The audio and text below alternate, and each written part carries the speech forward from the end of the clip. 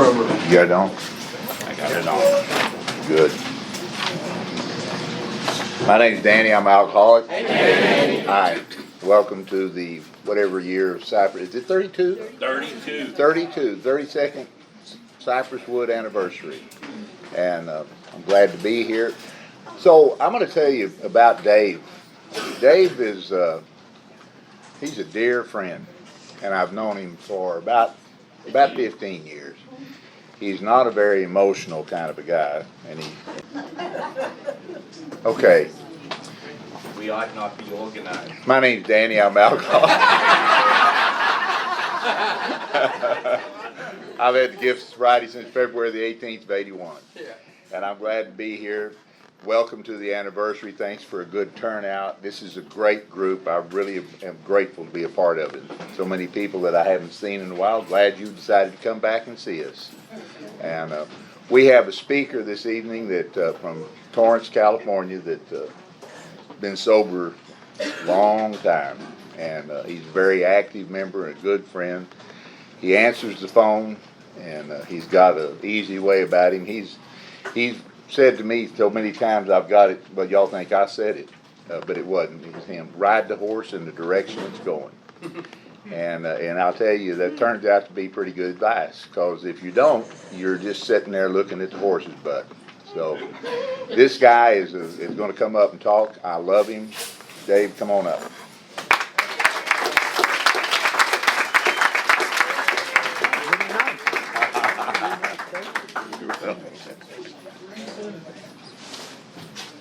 Dave Barge, alcoholic. Hey, I didn't know I was that nice.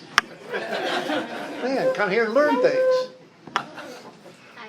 I'm really sorry this meeting's starting, because over the last half an hour I was here, the music of Alcoholics Anonymous was going on.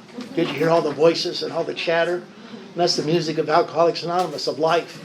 And I just love that when I come in, and you guys got it. You guys are live here. You know? So it's really good for me to be here. Well, is there any alcoholics here? I don't know where I'm at here. Yeah. That's good. Any Al-Anons here? Al-Anons? Any more Al-Anons? there's 3. 3? All right, so you 3 could handle us, I guess. We used to be tougher, but now it's just 3 Al-Anons can handle us. I always wonder if there's Al-Anons, because this is an AA meeting, and I'm going to try to give some kind of talk about alcoholism. And an AA talk doesn't start with, I went with the guys after work and we stopped and I had a Cobb salad. And it just don't start there. So we're going to probably talk about alcohol and drinking here. Al-Anon's been around too much of that, huh? Is there any new people here? Anybody under 30 days?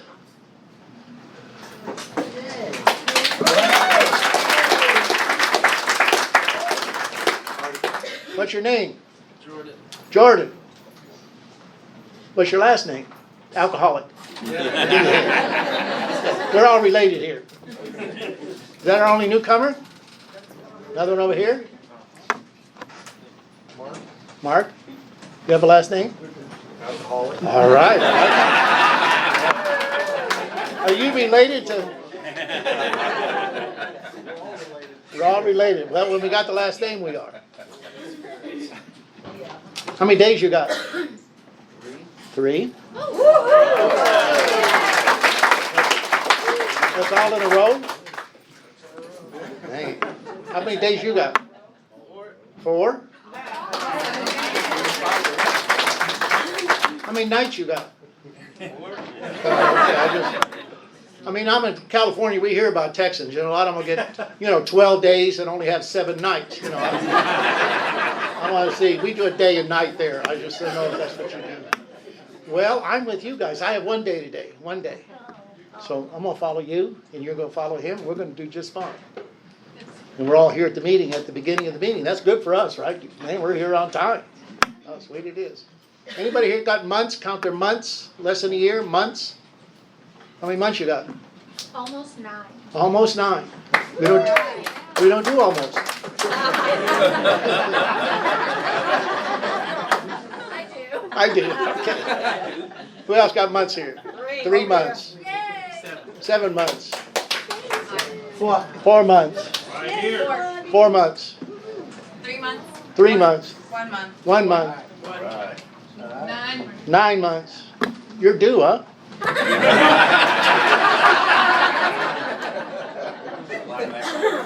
Awesome. I have 5 months. So I have 1 day, and I have 5 months. So I'm with you. Us people with months, we got a big responsibility here. We're the ones close to the fire. Got to help these new guys, don't we? We're the ones got to show them how to do this. I don't know about them. I can't speak for them, but I wasn't housebroken when I come here. So I needed some help of how to conduct myself around people. So us people with months, we got big responsibilities here. Anybody got years here? Any years? How many you got?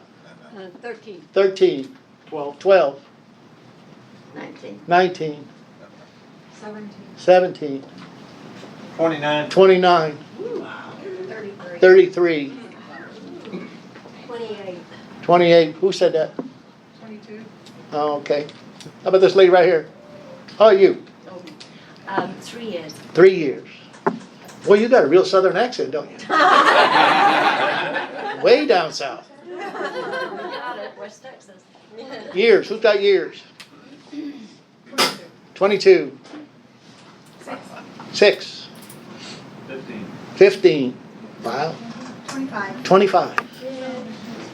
25. Well, that's what she's got. Somebody comes up with a story and then we just copy it, huh? 16. 16. 36. 36. 13. 13. 35. 20. He says 20 like it's nothing. 20. 38. 38. Who wants to stay sober that long? Hey, you got it. 32. Awesome. 13. Way in the back. 31. 34. 24. When you guys act right, we're going to move you up a little bit. You won't have to sit back in the wall. I don't know what you've been doing, but that's all. I only come a couple thousand miles to talk, and you guys are taking up all the time here. How about you? How many? 15. 15. Awesome. 6. 6. 6 here too. Who's got the most time? He does? He does? Yeah. 2 months. Oh, at this end of the 6, the month is not very long. At the other end, that's a long time. Yeah. So I have 46 years. So, well, if it was a contest, I'd probably be winning, except it's not a contest, is it? And it's funny, my birthday falls on the 18th, so I don't know whether to say I have a day today or not. I always count my days. If you ever come around me, I know how many days I have in the month, because we do this by days. We don't do it by months. We don't do it by years. We don't do it by 3 days or 4 days. We do it 1 day. So I'm going to shoot for midnight. I can make it to midnight.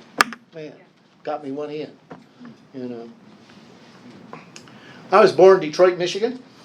I'm an only child. I had 2 brothers and 1 sister.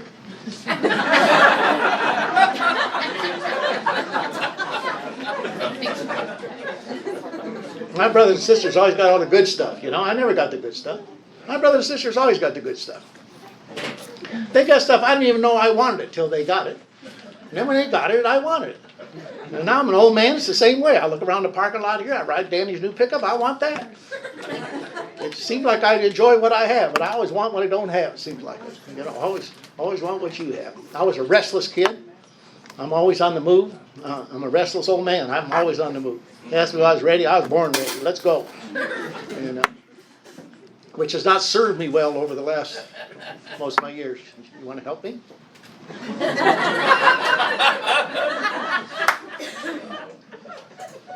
All the money that comes in now goes to the speaker, right? I mean, the basket's been done. It's like, they ain't going to give me any of that cake money. I thought I was going to get some of that cake money.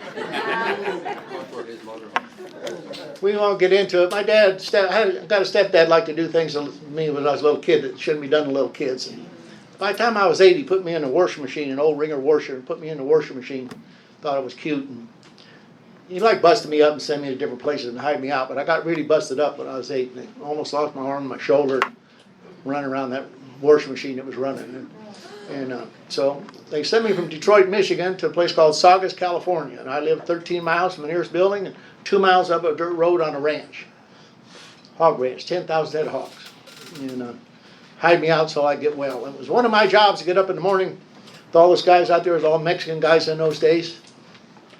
They bring in truckloads of garbage to feed these hogs. And one of my jobs to get up with those guys to go out there in the morning and earn my keep. And I'd go out there in the morning and they'd pass that bottle of tequila around.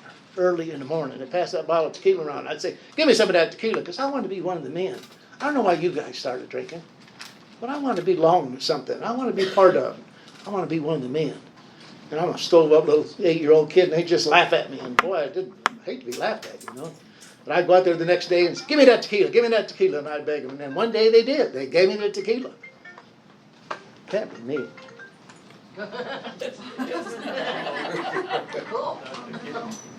It says I'm off, and I'm not. Yeah. So they gave me the tequila. You remember your first drink? Man, I hit that tequila like the guys did. I gagged and spit, burnt. Oh my God, it came out my ears, my nose. It just, how do you drink that stuff? And then they really laughed at me and hate to be laughed at. You know. So what I did to start drinking is I would go to school, do my chores. I walk down the dirt road, go to school, and I come home. They'd be in the pens cleaning up, you know, garbage in, garbage out with the hogs. I'd sneak in their houses and get the tequila, and I'd practice. And I'd get the tequila and practice. I come to Alcoholics Anonymous, and they said they had practicing alcoholics. I thought that's what I was. I had to practice just to get it in. How do you drink that stuff? But then the day came, it stayed in. You know. So I don't know how you were with your first drink, but I didn't like the taste of it when I started drinking. I don't like the smell of it. I don't like anything about it. But boy, when it hit bottom and stayed in, my life changed. I got to be a whole person. I not only started having all the answers of life, I started having some of the questions, you know. Yeah, life was good, and I could drink. And drinking was good for me in those days. I could have dreams and aspirations. I could drink. I felt good. I felt complete. I could read those books that people would throw away in their trash. I'd read those books, and I was do that drinking. I was going places. I was going to go somewhere and be somebody. I mean, I was going to go to Spring, Texas. Wherever that is. And then some days I get to drinking, and instead of having dreams and aspirations, I'd be thinking about the people around me. You ever think about people? I'd be drinking. I'd be thinking about the people, and I don't like people very much. But I think about the people, how much I didn't like them. Then some days I get to drinking, and I just get mellow. And I'd be thinking about people, and I'd take the pimples right off their face. People didn't look so bad. And then other days I get to drinking, and I put the pimples right back on, because I didn't really like people. And that was the story of my drinking my whole life. I could tell you at any other time, I'd be older, I'd be living in a different city, I'd be married, I'd have kids. For a long time I'd drink, and I'd have those dreams and those aspirations. And I was going to go and I was going to do things. I was going to make my mark on the world. Or I'd think about people and didn't like people and shut them off. Or I'd get angry. And then after a few years of drinking, I lost the dreams and aspirations. I don't know, I drank those up. Where did they go? Those good times of the drinking. I remember drinking in that little house by myself, and I could hear laughter. You ever go to bed at night and you hear laughter? I'm way out in the country, there's no lights or nothing. I hear laughter in the houses around me. You could hear them. You could hear people talking and laughing. I'm in that little shack by myself, a little shed. I'd get to drink and think about people, and I'd think, you know what, I don't like people. I don't want to be around people. I don't like people at all. And I started taking people out of my life right then. I was locked up a lot when I was 10, 11, and 12. We didn't want to get into all that crazy stuff. I shot my first guy when I was 15. I don't like people. The guy scared me, I shot him.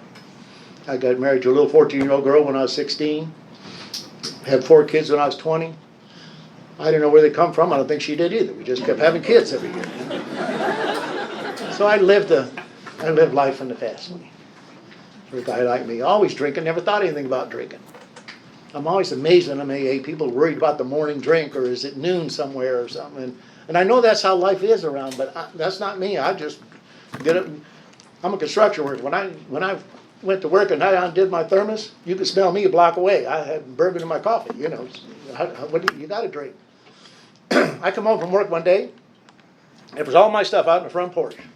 And the sheriff out there handed me some papers saying I couldn't go in my own house. My wife got a restraining order against me. After all I'd done for that woman. And all I planned on doing for her. Couldn't go in my own house. I don't know how you guys operate, but I have a simple system. When you hurt me, I hurt you. My wife hurt my family, embarrassed me, and the neighbors are all out there.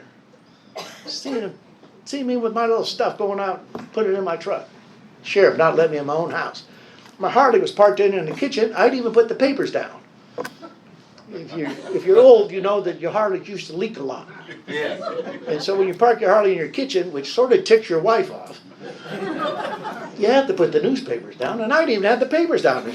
And they hauled me away. So I went by the school and kidnapped my two oldest sons. I had 2 sons and 2 daughters, but kidnapped my 2 sons, and I took off to Charlotte, North Carolina. I had a job, construction job. And I went back there, went to work. I didn't tell her, didn't tell the school, didn't tell nobody. She hurt me, I hurt her. And so I'm there in Charlotte working a long time for a few months, and Christmas rolled around. My oldest son missed his mom and his sisters and called home and gave me up. Next thing I know, my wife and daughters are there in Charlotte. I'm living in a singles only place, and I got me a guy and 2 kids. They're trying to get rid of me already. Now I got my wife and 2 daughters, 4 kids. They're just like going nuts. And so I'm not from the South. I'm from California, really. But it seemed like everybody in the South, rich people or poor people, had a front porch or something. They sat out in front of their house. And some people had a nice front porch, had furniture and stuff out there. Big patios and stuff. So I went in Charlotte, rented me a front porch. Big front porch. You can't just have a front porch, you gotta have a big front porch. Had a 4-bedroom house, 3.5 terraced acres. I had my own pond, my own forest. I'm in tall cotton there, you know. Queens Highway, Queens Road. We moved in there in January right after Christmas, and we got along all month. It was like a record. This time we got it. This time. And I'm not running with those guys in California anymore, and all the people all that money to, and all the promises I made. That's all gone. I got a good job. We're working. We're going to make it here. February 10th rolled around. It's my belly button birthday. And it was a big deal in my life. Big deal because we're a family. One more time, we're going to do it. One more time. And this time it's going to work. This time it's going to work. And everything is good. And they're having a big party with all my kids, my wife, my boss and his wife, and some of the guys at work. We're all going to have a party. And I'm coming home to go to my birthday party and be a family. And I stopped right around the corner with one of my foremen and have a quick shooter on my birthday. You know, have a quick one on your birthday. What's the big deal? Well, I got home late for dinner. I got home late for Easter dinner. I don't know how many days it is between February 10th and Easter, but that's how many days I was gone. And they were ticked off. So my boss's wife and my wife decided that I had a problem, and I need to go to some place called Alcoholics Anonymous. And they wanted me to call. I said, I ain't called nobody. My only problem is you people bother me all the time. So they called Alcoholics Anonymous, and they told me that 2 guys be out to see me in about an hour. 2 guys are going to come to my house. So I went out on the front porch, because that's where my bar was. I policed all the ashtrays and picked up the papers, and cleaned the glasses, got ready for these AA guys. And these 2 guys come over, brought them in, introduced, how you doing? Everything's good. Asked them what they wanted to drink, and they wanted coffee. I said, good, what do you want in it? And they wanted cream and sugar. I said, cream and sugar? I'll fix your coffee up for you. They said, no, they wanted cream and sugar. I thought they sent me the wrong 2 guys. These guys don't even drink. They would drink coffee with cream and sugar. We sat out on my front porch.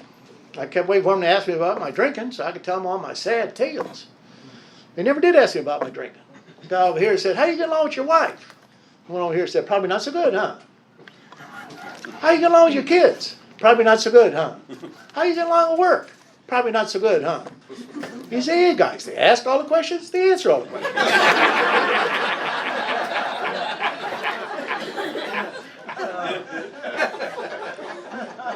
I never said a word to anybody. And then you won't believe this, but they smoked all my cigarettes. Seemed like you AA people would have your own cigarettes, you know? Then they decided what I need to do is go to this meeting of Alcoholics Anonymous with them. So there was a big long talk about that. I didn't really think I was that bad yet, you know. And so they had to go home and dress, because in those days they dressed to go to meetings. And a lot of driving. And we got in the meeting. We sat on the back row. We just got in when the meeting started. And I mean, not a debonair looking leader like we have today, but the leader got up there and says, anybody here wants a desire chip? I was looking around. These guys picked me up and sent me down the aisle. I didn't know I wanted a desire chip. Got up to the front, the guy handed me a white poker chip. He said, this signifies you now, right now, remember in good standing of Alcoholics Anonymous. Hell, I barely sat down, I'm already in. You guys are kind of a loose group here, you know. I mean, you just took me. Then he held up a red chip. He said, we call this a stop chip. And if you don't drink for 90 days, you can earn this chip. But if you decide to drink, swallow the white chip first. Poker chip. He didn't talk to me anymore, so I said, okay. And I went to sit down. I got all the way to the back, and I was sitting on my right. And on the left side, about 4 or 5 people in, was my neighbor. My neighbor. Here I am going to AA. I don't even want to know I'm going to AA. And I don't want anybody to see me in AA. And who's there? My neighbor. I mean, my neighbor. Guy lived right next door, but that neighbor. You know, the neighbor just had me arrested? That neighbor. See, some of you from the South, you gotta know this stuff. I didn't know it. Down South, they all have big yards and they have riding lawnmowers. So I went to Sears, got me a Craftsman riding lawnmower, candy apple red with pinstripes, color of the day, you know. But what happens is, all those people in Charlotte, North Carolina, for sure, they get up Saturday morning, 7 o'clock in the morning maybe. They go out and they clip all their little bushes, rake around and mow their yards. I've already shared with you, I'm a construction worker. Sometimes if you stop for a quick one Friday night after work, you're just getting home 7 o'clock in the morning, Saturday morning, you know. And Saturday morning, 7 o'clock is not a good time for me. It's not a good time for me. I can't handle that. Put, put, put, put, put, put. It just don't sound right. And gas fumes and all that stuff.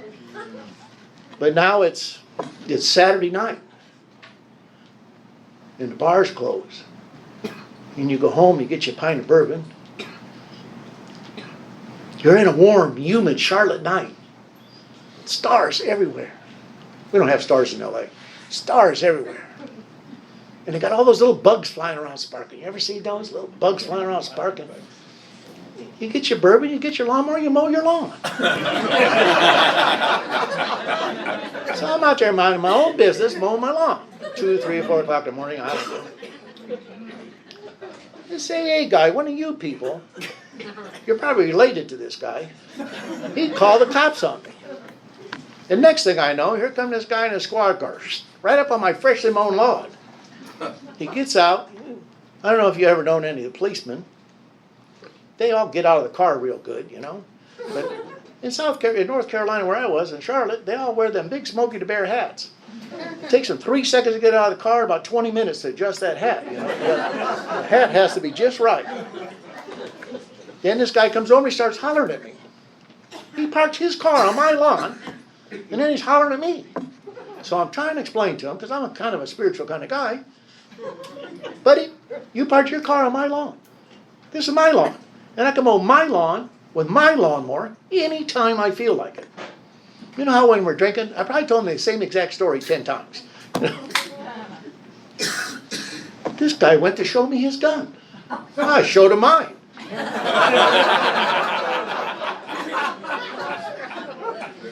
He took off and went behind his car, took his big Smokey the Bear hat off. I said, well, I got rid of him. I kept mowing my lawn. I'm a conscientious lawnmower. He called all his buddies. They all come. They parked their cars on my lawn, and they had the big guns. They had them big hats, but they had the big guns. I had big guns too, but I never got in the house to get them. There I am, hogtied in my own front yard. And now I'm here with all these Spring, Texas axe murderers. And I got arrested for mowing my lawn. And you guys keep laughing. It's not a funny story. And now I'm in an AA meeting, and who's here? This guy's here. Then in my first meetings, they had a birthday. It was birthday. They were singing happy birthday. And this guy was taking a cake for 30 years. The meeting I'm in is the end of April, 1st of May, right after Easter sometime in 1969. So this guy got sober in 1939, and they thought it was a big deal. And they want me to go meet this guy that just took a cake for 30 years. I'm thinking, the guy been here 30 years and he ain't got this down yet? But then I'm thinking, well, I got the white chip, maybe I could help him, Boy,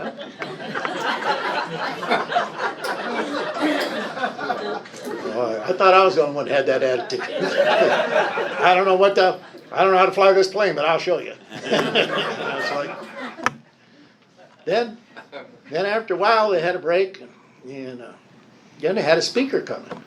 This was about 5 or 6 hours into my first meeting. It seemed like the meeting was going on a long time. About like this talk, right? This guy got up and had a suit and tie. Looked good. He went to Wake Forest or Duke, one of the North Carolina schools. I got married. I was in the 9th grade. Never went to school. Never went to college. I don't know nothing about college. Guy had a suit and tie. I didn't own a suit and tie in my life. Wouldn't know how to tie a tie if he gave me a tie. Doesn't come from that world. What am I going to sit here in an AA meeting and listen to this fool about? What has this guy got to say that I need to hear? What could he say that would do anything with me? I had a way of shutting everybody off. Guy's too tall or too old. Listen to the woman. What is it? Whatever it is. You can't help a guy like me because I already know everything. Can't help a guy like me. These guys wouldn't let me leave the meeting. I was at that meeting, and I don't know what this guy said, but I'll tell you some of the things I heard what he said that night in my first meeting. The guy talked about being lonely. Talked to the whole group about being lonely. Man, I knew about being lonely. You guys know about being lonely? Yeah. Man, I knew about being lonely, and he was just telling everybody. Man, you never tell anybody how you feel, do you? You can't give that up. Man, give you power over me if I tell you how I feel. Real man would never say that. I knew about real men because I read books and stuff. I didn't know how to be one. I just know how I thought I should be, how it's supposed to be. This guy talked about how his family talked about him like he wasn't there. He talked about him like a chair. That's how my family was talking about me. What should we do with David? Should we put him back in the nut house? Should we call the cops? What are we going to do with David? And I was saying, my family stopped calling on me. They didn't care my ideas about what to do with David. They're always trying to get rid of me because I was bad news. Bad news in my own family. Guy talked about he had people that cared about him. You ever had anybody you cared about when he was drinking? He cared about people and he just couldn't maintain that connection. He just wanted to be part of them and them be part of his life. Just maintain that connection. And he just couldn't do that when he was drinking. He would lose the connections. He would just lose being connected to him. And how do you do that? And I knew what that was about. This guy talked about that he had a hole right in the middle of his stomach. Our good members, call that a soul sickness. Soul sickness. For me, it was a hole in my gut that I had my whole life. If you ever had those long, dark, empty days, I had those. I had that emptiness. We get in Alcoholics Anonymous, we worry about all kind of outside issues. When I had that emptiness, what outside issue wouldn't I do? What wouldn't I do to fill that hole? That emptiness. How do you feel that awful ache, that emptiness that we have in the last of our drinking? So I left my first AA meeting and I didn't feel good, so I had a stomach ache. But I tried AA then, started AA then. But you go to the meetings back there and there's all these people standing at the door. They all want to touch you, pat you, put their arms around you, ask you personal questions, Hi, how are you? None of your business out here.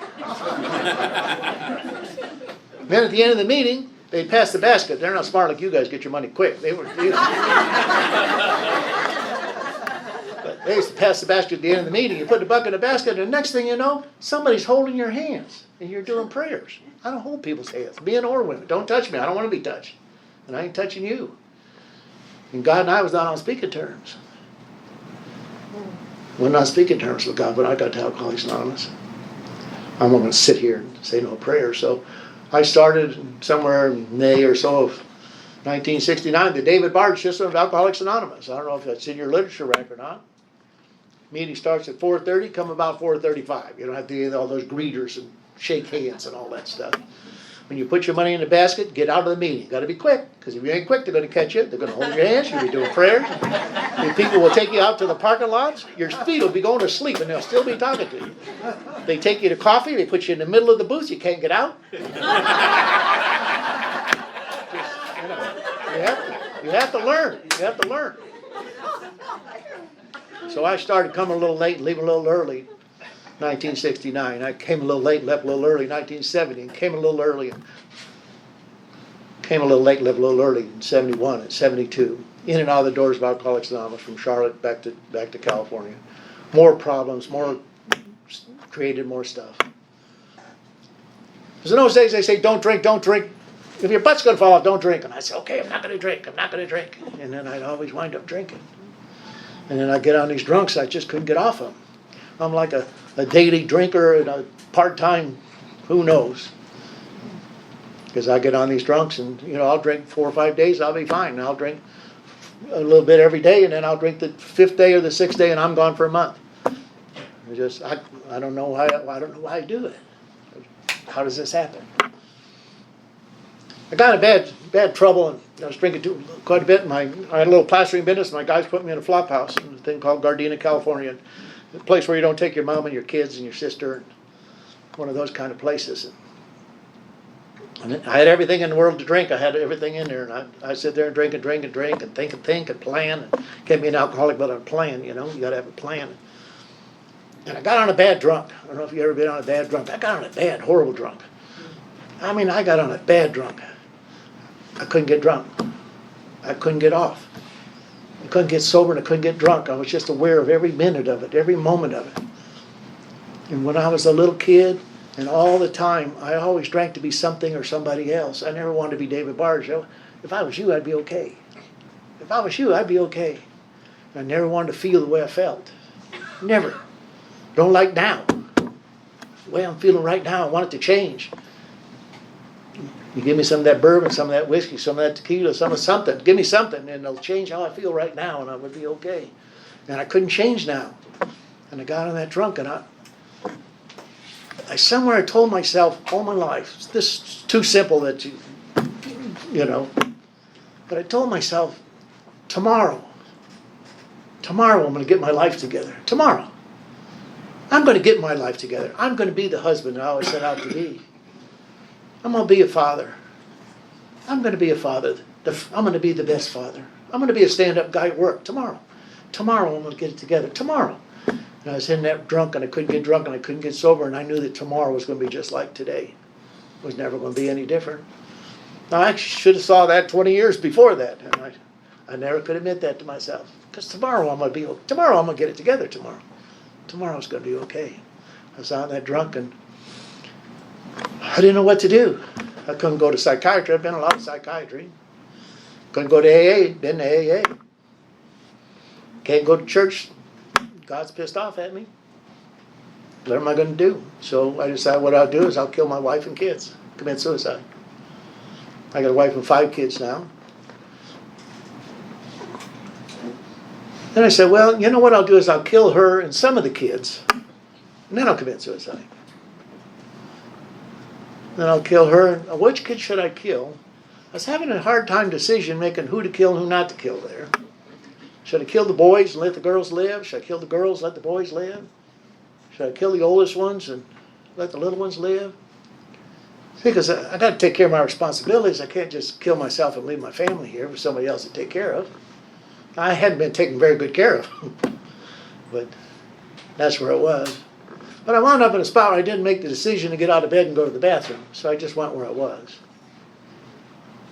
A guy in my pride winded up like that.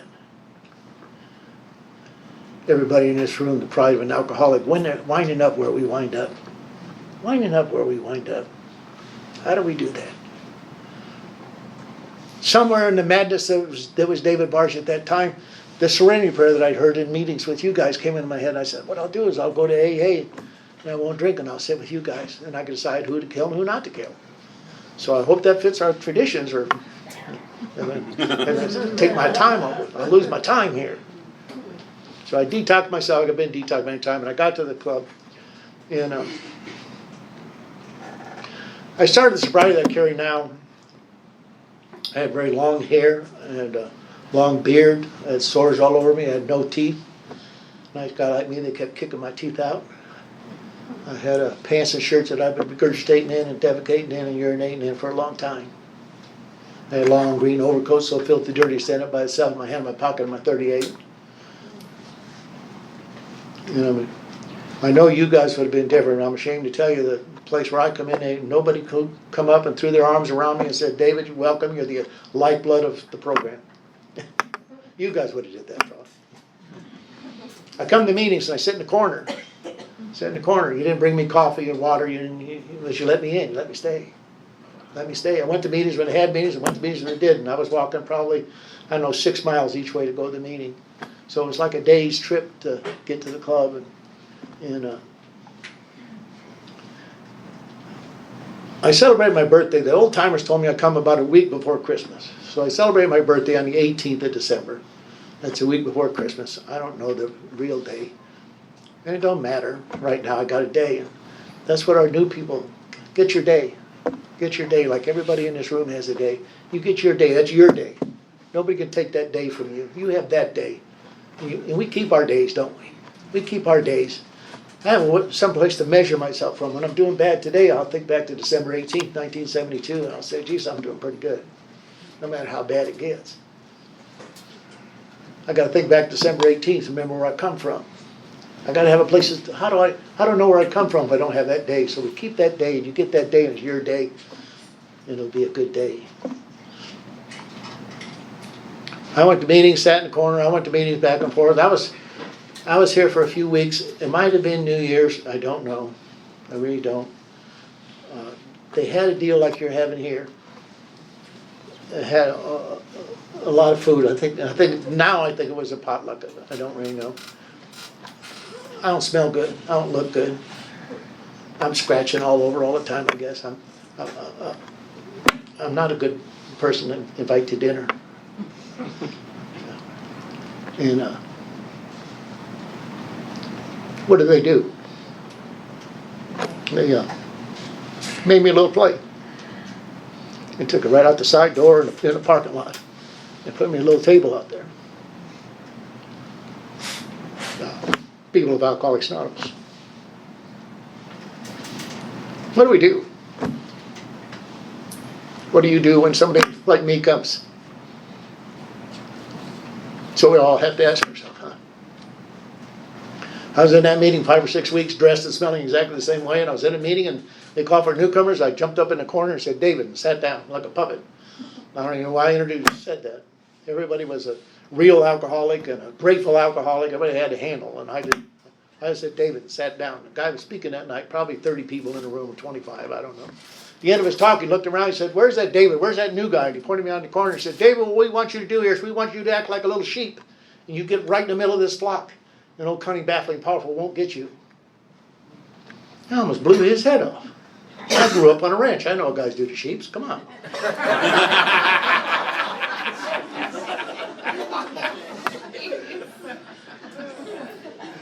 Instead, I got a little teary-eyed. God, it's hard to be a tough guy sitting in the corner, your hand on your pocket, and your coat with your 38, going to kill your wife and kids, and get a little teary-eyed. The power of Alcoholics Anonymous. Not the power that's coming, the power that's here. The power of Alcoholics Anonymous, right in this room right now. The power each one of us have here to reach our hands out to the newcomer and say, God, I'm glad you're here. Welcome. We have a spot for you. We've been saving that chair for you. The power of Alcoholics Anonymous, we can reach out right here to each other and say, God, it's good to see you. The power we have that I can reach out to Danny and say, Danny, could you help me? Could you help me do something? The power we have right here in Alcoholics Anonymous. And we're all going looking for the power, and it's all right here, right now. We can find it because we ought to hear together. The power of Alcoholics Anonymous. I couldn't decide who to kill and who not to kill, and I kept coming to these meetings, and every once in a while somebody would say something, and I say, yeah, I do that too. Because that's what Alcoholics Anonymous is, the Me Too program. People talk, and we say, yeah, me too, I felt that way. Yeah, me too, I've done that. Yeah, me too, I wanted that. Yeah, me too, I'm afraid of that. Yeah, me too. It's a Me Too program, and I'm sitting in my corner, I don't talk to anybody, I don't hold your hand and say your prayers, and I don't put money in your baskets, but I'm in the meeting. I heard if you washed the coffee cups, you could stay sober. We had real coffee cups in my place when I was doing. I went to die in the kitchen. I could have told you I want to stay sober, but I went to die in the kitchen and said, I'm here to wash the coffee cups. The guy said, no, This is my commitment. I just showed him my 38. I didn't pull it on him. I just said, I said, I'm gonna wear some coffee cups. So if you don't have a commitment in this meeting, I'm just sharing. That's how I got mine. I'm not telling you to do it. I'm just telling you that's good.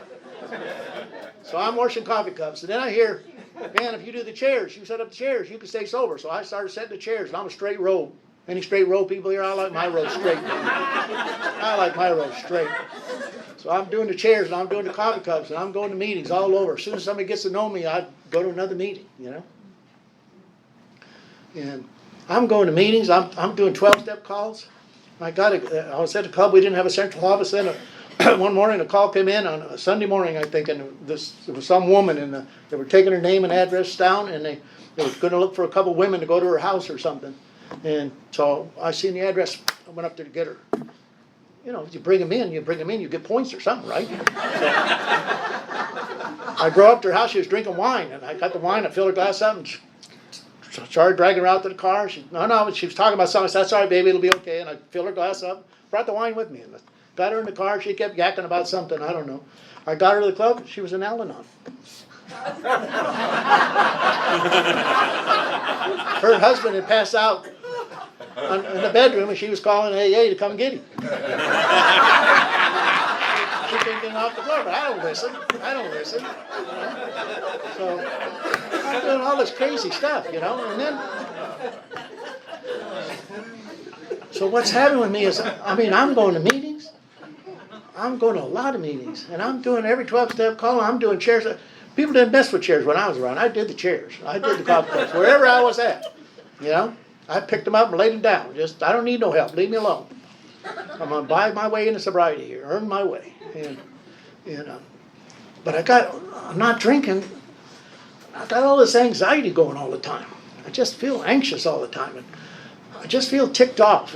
I can't tell you about anything.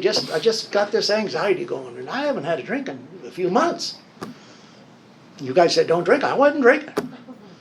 And so they went to the Sunday night meeting, and these two old timers who I probably couldn't tell you their name. They went and picked this new guy up and brought him to his first AA meeting. The guy was sitting there waiting for a meeting. We had big stuffed chairs like that in one part of the room. And the one old timer went home and had a heart attack and died. They called back to the club. And I loved that old timer. Couldn't tell you his name, but I just liked him because he talked good, you know. So I went up to the new guy, asked him his name, and when he told me, I put my 38 right in his mouth and said, "If you ever drink, I'll blow your head off." He died with 41 years, so come on. Wow. You guys love him, you know. This is a success story here. So I'm telling you that story for a reason. The next day, I went to the club, a little noon meeting. We're talking 15 people here. It's not, gigantic stuff. You know, we're in California. We're not big time like this. You know. And some of the women at the meeting, the old grandmas my age, and a couple of the guys said they want to talk to me after the meeting. I said, they finally recognized my talents here. So we sat down after the meeting, and these old grandmas started cussing. I didn't know grandmas could cuss like that. They were just cussing, and it embarrassed me. And they said, "David, this is what you sound like when you're talking here. We don't even know what you're saying. You just cuss all the time. And you got that gun. We see that gun in your belt. We know you got that gun. We're afraid of you. We're afraid with you in the meeting. We're afraid to say anything to you. We're afraid to say stuff in front of you sometimes because you always got that mean look, and we always see that gun. And we see the way you throw the chairs around. We're just scared of you. So we don't want you to come here and bring your gun to meetings anymore. You got to take your gun to meetings, go to Spring, Texas.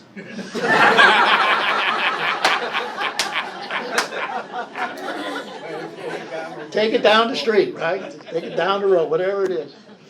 And you got to get a sponsor. I said, I don't want a sponsor. I'll do this thing. I will get it right. I will do it. They said, "No, you ain't getting it right, and we got to have a sponsor here. So we want you to get a sponsor." People that cared about Alcoholics Anonymous. Love their meeting, love their group. Didn't tell me to leave the group. Didn't tell me I couldn't come. Didn't say any of that to me. But tell me how to act when I come. I really was not housebroken when I got to Alcoholics Anonymous. So I went and asked this old guy, and always a nice quiet guy in the back, I asked him to be my sponsor. He said, good, bring your big book, come to my house Monday night, we're gonna read the book and do the steps. I said, I already done all that. He says, you bring the book, be in my house Sunday night, or Monday night at 5 o'clock, and he turned around and walked away. I thought it was kind of rude, you know. So Monday night at 5 o'clock, I was at his house. Brought in. So we went in there, he said, okay, if I'm gonna be your sponsor, we got some ground rules. I said, okay. Everybody's got rules, you know. He said, if I'm gonna be your sponsor, you can't bring your gun to meeting anymore. Did he mean a 38 in my belt or the little 32 pea shooter I always carried in my boot? You know, because 2 guns is better than 1. Right? Anybody should know that. I was going to ask him, I said, that's probably a dumb question. I said, okay, I'll try not to bring my gun anymore. So I ain't asking you to try, son. I'm asking you to tell you not to bring your gun to me anymore. Nobody wants bad for you in Alcoholics Anonymous. Ain't nobody wants bad for you here. You don't have to be threatening people or protect yourself from anybody. They don't want bad for you here. Don't bring your gun to me anymore. I said, okay. What else I got to do? He said, well, I want to be your sponsor. You got to stop taking the money out of the baskets.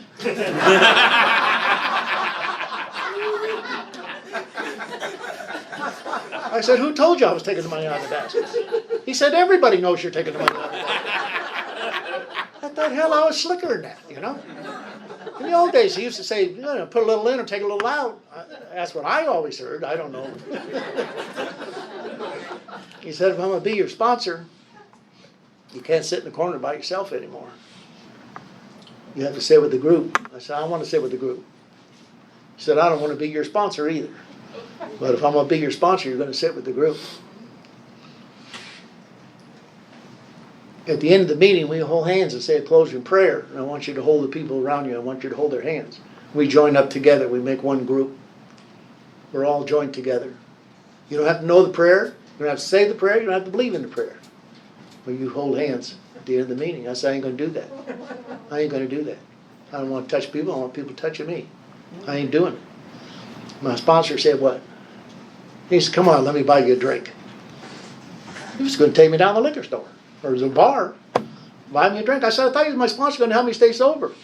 He said, David, if you want what we have, you'll do what we do here. And what we do is we hold hands at the end of the meeting and say a closing prayer. And if you want to balk at those kind of things, there's no sense you staying around here. You've been in and out all this time. You want what we have, you'll do what we do here. And that's how it got started with me. And then when you get a sponsor, you know, you got to go to the meetings where your sponsor goes. Right? Right? So I went to the meeting where my sponsor went. Some meeting I'd never been to, and he was sitting right in the corner seat in the second row. There was a split in it. So I went to the meeting. Now I got a sponsor. I talked to him, got there 15 minutes early, because you got to get there early. When you get a sponsor, you got to show up a little early, you know. I started straightening the chairs up. He said, what are you doing? I said, look at all these crooked rows. These people got crooked rows at your meeting here. He said, oh, is that your commitment? I said, commitment? I've never even been to this meeting before. How can I have a commitment here? He says, well, maybe the person has that commitment like crooked rows. Sponsors tell you stupid stuff. My sponsor told me that I need to love and support that person that was putting up crooked rows.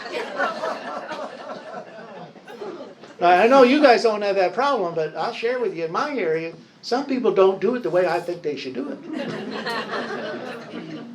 Some people will read something out of the book and they'll miss a word. Oh, that ticks me off. Some people will read something out of the book and they'll insert their own word. That really ticks me off. You guys don't have that problem here. Some people just don't do it right. So my sponsor taught me right off the bat. So I've been trying to practice that for the last 45 years. Stand up for who I am and not against anybody else. I don't have to be against anybody here. I have to stand up and be who I am. My sponsor got with me with, like us all do, about getting into these steps. I'll tell you a little bit about my thingy. He wanted me to do this first step, and he said, well, I said, I already did all that. He said, well, what is the first step? Well, we admitted we were powerless over alcohol, our lives become unmanageable. He said, but what is the first step? We admitted we were powerless over alcohol, our lives become unmanageable. He asked me again. I said, geez, I got a dummy for a sponsor. You don't even know the step. Well, reading the step and doing the step is a different thing. Saying it right and getting all the right words is not the steps of Alcoholics Anonymous. My sponsor asked me, did you ever promise anybody you weren't going to drink today? You ever promise anybody you weren't going to drink today? I said, like who? He said, well, you ever promise anybody? I said, yeah, I promised the judge, promised my boss, promised my wife, promised the kids. Yeah, I promised people. Well, what happened? Well, many times I got drunk. Oh, so we know your word's no good. Oh, that was a mean thing to say. He said, who else? Did you ever promise anybody else that you wouldn't drink today? Not today. And I thought, and I said, yeah. And I told myself, you ever promise yourself you weren't going to drink? Not today. Not today. I'm not going to drink today. Not today. Today I'm going to stay sober. I'm going to do this thing. Today I am. And I wind up drunk again. And then I want to argue my powerless over alcohol. We all talk in Alcoholics Anonymous, and we all get in the book about what happens when we drink. Dave Barr's alcoholic. I'm an alcoholic before I take the first drink. I'm as alcoholic now as when I came. I'm just not drinking. Because I was always sober before I took the drink, wasn't I? Somewhere in my drunk I got sober and took the drink. Came to believe. I didn't believe nothing. What did you believe when you came? I didn't believe nothing. Nothing was going to work. Have a belief. It's all in chapter 4 for us. Is, faith is in there 18 times, I think. Word faith, belief, faith. But I have believed in. Power greater than myself, that was God. I wasn't going to do that when I came. But I could believe in the group. I could believe in Alcoholics Anonymous. I came to believe that power greater than myself, and you guys were that power. People say that's not a good God, it's not a way to start. It's the way I started. Don't know if it's good or not. Held me in good stead. I told God about my dad. Stepdad molested me and beat me and cut me up and breaking a lot of bones when I was a kid. Had a rough life. And I prayed to God many times. Where was God when I was shooting at people? Doing all the stuff I was doing. Where's God when I was smacking my wife? Throwing my kids across the room. Where was God? My sponsor said he didn't believe in the God I didn't believe in either. And he wouldn't believe in that God. But we're here. We're here in this place to find a God of our own understanding. You have to start somewhere. So it was easy for me because I didn't come in with a lot of religious training. So I got to start here. I started by saying the closing prayer with my Father. I know the prayer goes, Our Father. But that's where my sponsor had me start. My Father. To get sort of connected. My sponsor wanted me to do this 4 steps. I ain't going to do that. I don't go to school. I don't spell good. Don't write good. He said, ain't a spelling contest. Ain't a written contest. You got to do this 4 step. You got to write it all out. I said, I ain't going to do that. We had a big fight over me doing the 4 step. And I'll share this with you. Don't tell anybody, but I don't like witnesses. I'm going to write stuff down and have a witness. I don't like witnesses. I mean, I've done stuff I don't even want to admit to me I done. Sponsor told me about rabies. Anybody hear about rabies? A little chipmunk bites you or something with rabies. I'll share something about rabies. If you get rabies and don't get it treated, untreated rabies, anybody in this room, you'll die a horrible, horrible, painful death. It is a horrible, it's unbelievable how bad a death it is. I'm not making that up. It's a horrible, painful death for a human to die of untreated rabies. My sponsor was telling me the story about a guy was at home drinking and he ran out of booze. Ever happened? That's my story. I can talk about that one. He ran out of booze, but it was fine. And he took off and he went down to the packaged liquor store. So that's a southern store, package store.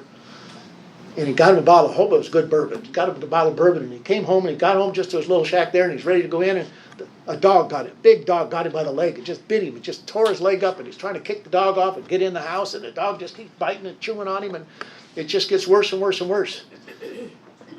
Finally he kicks the dog off. He gets in, pours him a water glass full of bourbon and look down. His pants are all ripped. There's blood coming all over. He's cut and it's just horrible. And he goes and sits down. He's trying to stop the bleeding and knock on the door. And he goes to the door and opens the door. Policeman's there.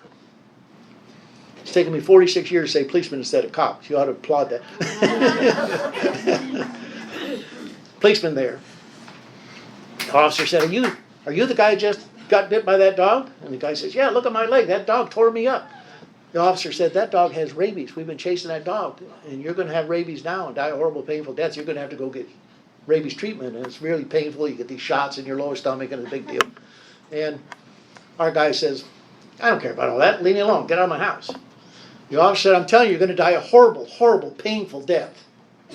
Horrible, painful death if you don't get treatment for that. Our guy took a big shot of his bourbon and said, get out of my house, leave me alone, I don't care about that.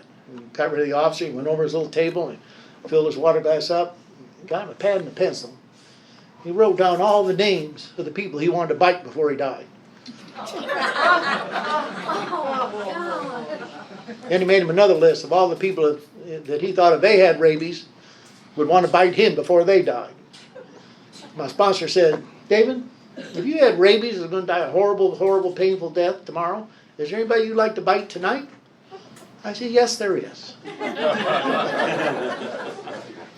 And so I got started on a resentment list. So, what I got to tell you is I've been ordered and conned and pulled and pushed into this thing right from the get-go. I've been sober a long time, so I've been a lot of places. But I'm sober today. Today, the 18th, 5 months and 46 years, because of the kindness. The kindness of the people in Alcoholics Anonymous. The kindness I've seen here this weekend. The kindness of the people that show up. Because that's what this is, a program showing up.